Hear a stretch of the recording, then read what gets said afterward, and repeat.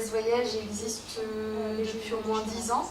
Avant, on faisait partie du réseau Carlson Wagon-Lit qui a été racheté et qui aujourd'hui appartient à Avas Voyage.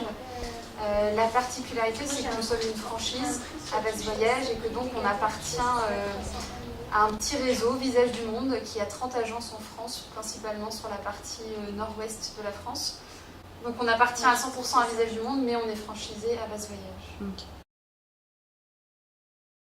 Donc moi j'ai commencé par un bac littéraire, voilà, et j'étais pas du tout amenée à partir dans le tourisme, et puis je me suis inscrite en BTS Vente et Production Touristique au lycée de Gascogne à Talence.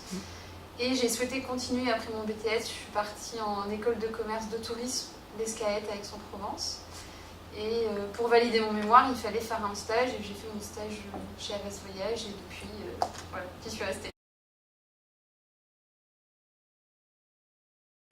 Alors elles sont diverses. La principale clientèle que nous avons ici, c'est une clientèle loisir, donc des familles, des couples, des personnes âgées qui veulent partir en voyage perso. On a aussi une partie affaires, donc des entreprises avec qui on organise les déplacements, donc billetterie aérienne, le train, l'avion, les visas, nuit d'hôtel. Et on a aussi une partie groupe, des comités d'entreprise ou voilà, des associations pour qui on organise des groupes sur toute l'année. Alors on a des périodes, bien sûr les vacances scolaires, là c'est là où on travaille le plus et on fait le plus de ventes. Je dirais qu'après janvier et février sont en principe 2 gros mois, puisque c'est là où les gens préparent un peu les vacances sur l'année. Le mois d'août aussi une grosse période. En principe on travaille toute l'année, il y a des mois un peu plus calmes peut-être par exemple comme le mois de juin, des choses comme ça, mais en principe on a une activité assez dense toute l'année.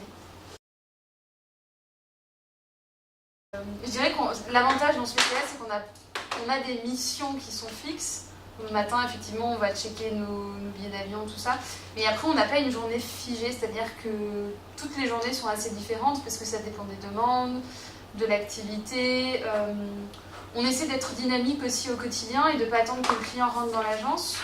Du coup, on monte ce qu'on appelle des OP, donc des opérations commerciales tout au long de l'année, et qui nous permettent vraiment de dynamiser notre métier et ce qu'on fait au quotidien, parce qu'on sait qu'aujourd'hui il y a quand même des difficultés économiques et que donc les gens ne rentrent pas aussi facilement dans une agence de voyage, donc à nous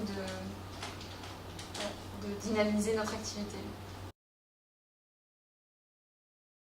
Je dirais oui, vraiment curieux, organisé, dynamique, qui a le sens des responsabilités et qui aime l'humain parce qu'on reçoit des gens toute la journée.